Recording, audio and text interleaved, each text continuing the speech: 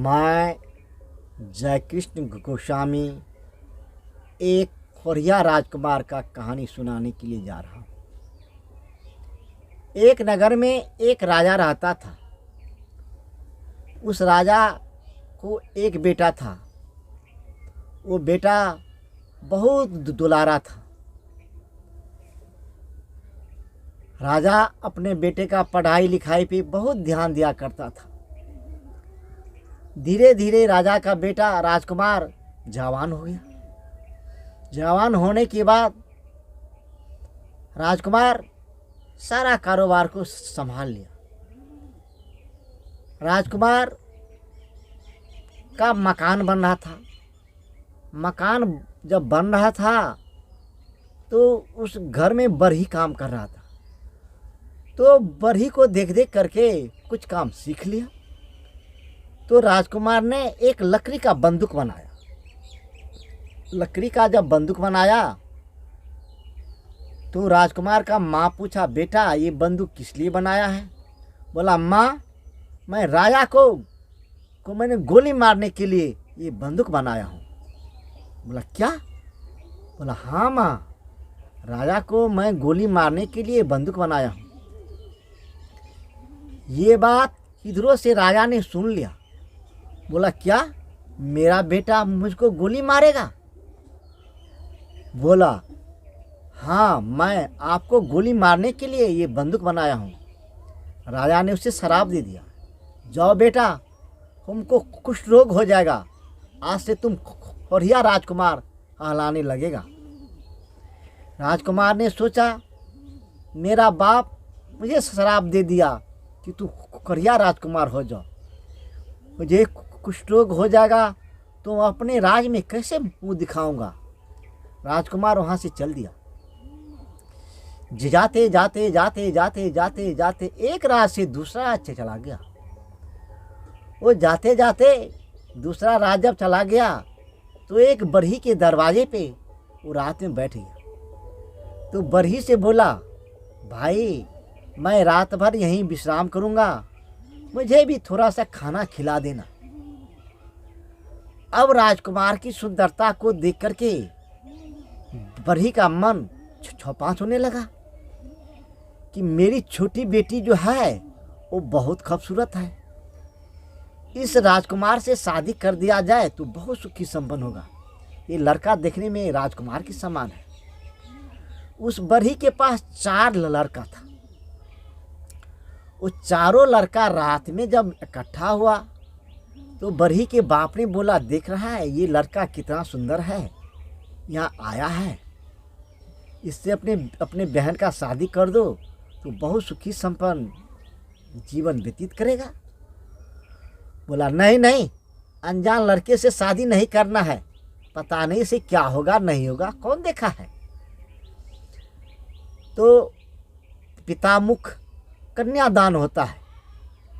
वो बरही ने बोला, नहीं नहीं, मैं अपने लड़की का शादी इसी राजकुमार से करूँगा। सुबह होते ही राजकुमार के लिए सारा पोशाक खरीदा गया। धोती, कुर्ता, गंजी, जंगिया, तौलिया जो होता है सब कुछ खरीदा गया। और मंगल मरवा बुध के दिन विवाह हो गया। अब बरही की छोटी लड़की तो बहुत भी सुंदरी थी। इधर भी राजा का बेटा राजकुमार था। दोनों तो सुंदर पे ही सुंदर था। अब दोनों उसी घर में रहने लगा और ऐसे जिंदगी बिताने लगा। अब उस राजकुमार को तो राजा का श्राप था कि तुझे कुष्ठ रोग हो जाएगा। धीरे धीरे धीरे धीरे राजकुमार को कुष्ठ रोग हो गया। कुष्ठ रोग होने के बाद बरही के चारों लड़के उसे बोलने लगा, क्या आपको बताए थे ना कि अनजान लड़के से मैं अपनी बहन का शादी नहीं करूँगा। अब मुझे कुष्ठ रोग हो गया, अब क्या करना है। तो बरही ने बोला, क्या देखता है, उसे मार के भगा दो और अपने बहन का दूसरी शादी कर दो। अब चारों लड़का मिल करके खोरिया राजकुमार को मारने लगा। उसकी बहन बोला, देखो भाई इसे मत मारो, मेरे किस्मत में यही खोरिया लिखा था, वो मैं अच्छा कहाँ से लाऊं? इससे पहले तो ये अच्छा था। अगर हम ही को कुछ रोग हो जाता तो क्या ये राजकुमार मुझे छोड़ देता? नहीं छोड़ता। इसलिए आप मुझे एक घर बना दें अलग में, और मैं इसे लेकर के रहूँगा, लेकर के अलग में रहूँगा। और ये जब ये ठीक होगा तो मैं इसका दवाई कराऊँगा और इसी नगर में भीख दुख मांग करके इसे खाना खिलाऊँगा। वो लड़की की बाप उसे अलग में घर बना दिया और रहने लगा। वो लड़की उसी गांव में भीख मांग के लाता था और उस करिया राजकुमार को भी खिलाता था, अपना भी खाता था और उसका दवाई भी कराता था। कुछ दिन बीत जाने के बाद ये राजकुमार मन ही मन सोच रहा था कि मेरा 11 वर्ष पूरा हो गया। वो बोला, ए राजकुमारी, बोला हे पतिनाथ बोलिए। बोला, तुम अपने बाप से एक कुल्हाड़ी मांग के ले आओ और मैं जंगल जाऊंगा, मैं लकड़ी काट के लाऊंगा, मैं कुछ काम करूंगा और पैसे कमाऊंगा। बोला, लड़की बोला, हे राजकुमार, आपको तो कुछ रोग है, लोग देख करके आपको घृणा करता है, और आप कुल्हाड़ी कैसे लीजिएगा, जंगल कैसे जाइएगा और लकड़ी कैसे काट के लाइएगा, आपको तो बाघ हरिण खा जाएगा।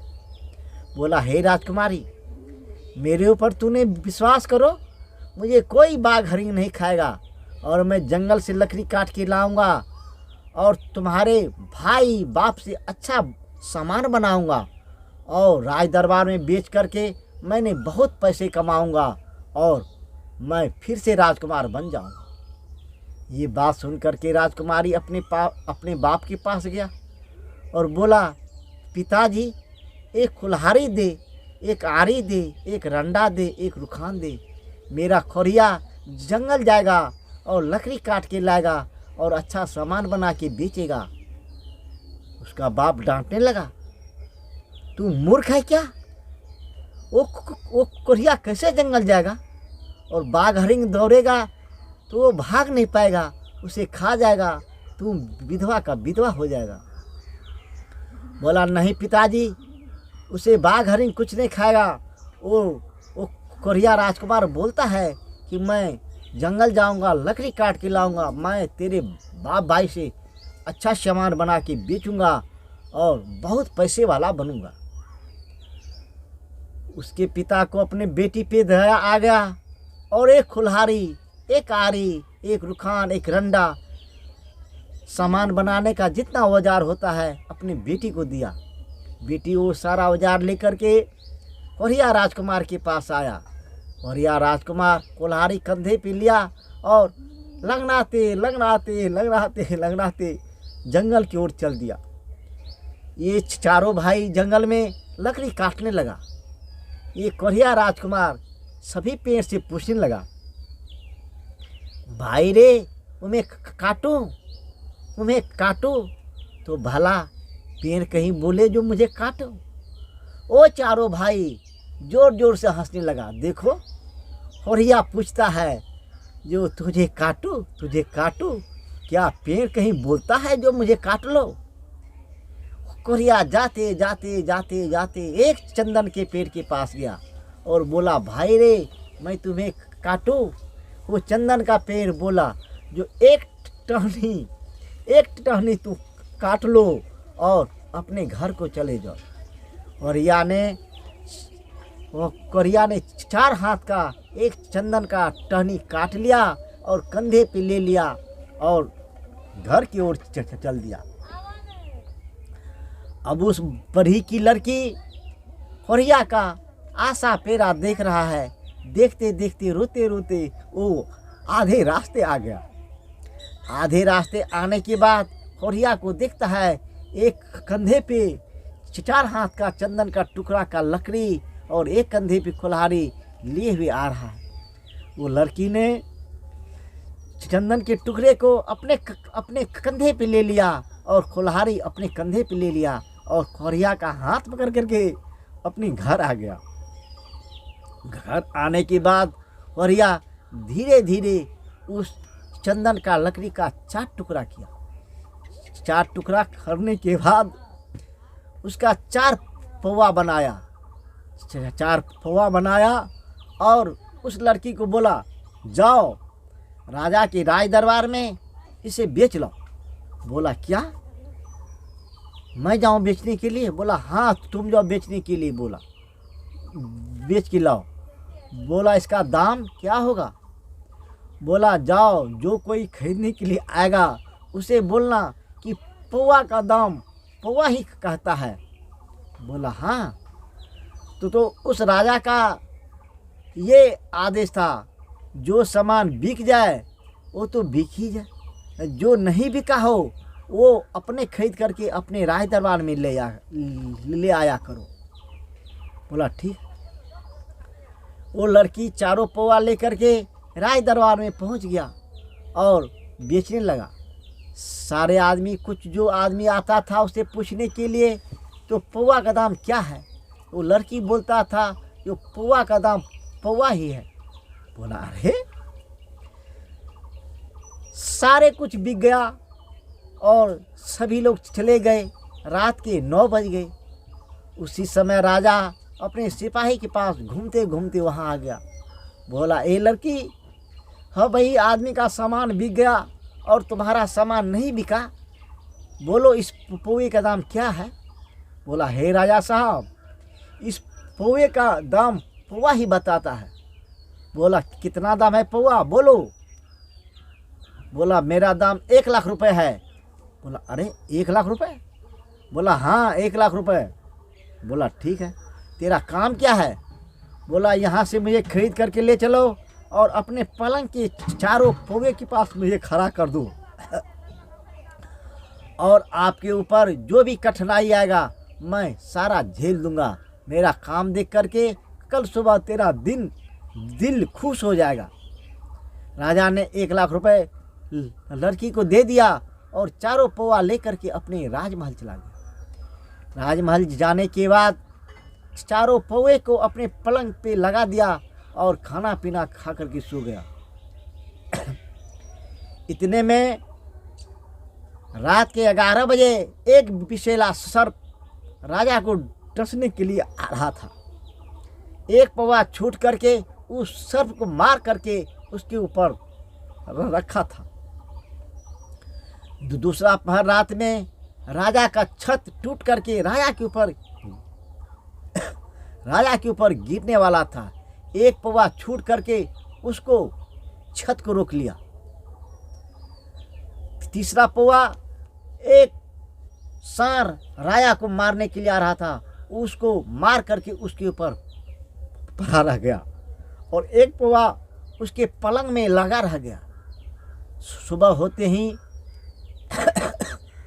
राजा का नज़र उस छत के ऊपर पड़ा तो देख रहा है एक पौवा वहाँ लगा है। फिर राजा घर से बाहर निकला तो एक विषैला सर्प को देखा तो एक पौवा उसके ऊपर रखा है।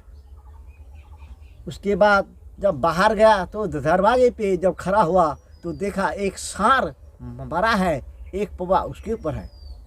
राजा को देख करके बहुत अचंभा हुआ। अचंभा होने के बाद राजा घर आया तो सिपाही के साथ उस राजकुमारी के पास गया। इतने में वो राजकुमार फिर से तंदुरुस्त हो गया और खोरिया की बीमारी समाप्त हो गया। ये राजा ने उस खोरिया से पूछा, ये पौवा तूने कैसे बनाया जो ये तीनों ग्रह मेरा रोक लिया? बोला, मैं नहीं बनाया, ये मेरी बाप का देन है। ये बाप ने मुझे जो भी सिखाया वो मैं अपने बाप के गुण से सीखा। बोला, ठीक है, चलो। उस राजकुमार को राजा अपने राज ले गया और सम्मान के साथ 5 टुक कपड़ा खरीद करके अपनी छोटी वाली लड़की से शादी कर दिया और घर से हट करके बहुत बड़ा मकान बना दिया। अब राजकुमार और राजकुमार की दोनों पत्नी एक साथ रहने लगा। इसीलिए जो पत्थर छीनी हथौड़ा का मार को बर्दाश्त नहीं कर सके वो कभी मूर्त नहीं बन सकता। जो खेत हल की मार नहीं सह सके वो कभी अन्न उपज नहीं सकता। जो बेटा बाप का बात को सह नहीं सका वो बेटा कभी लायक नहीं बन सकता। और यह राजकुमार की कहानी समाप्त हो गया।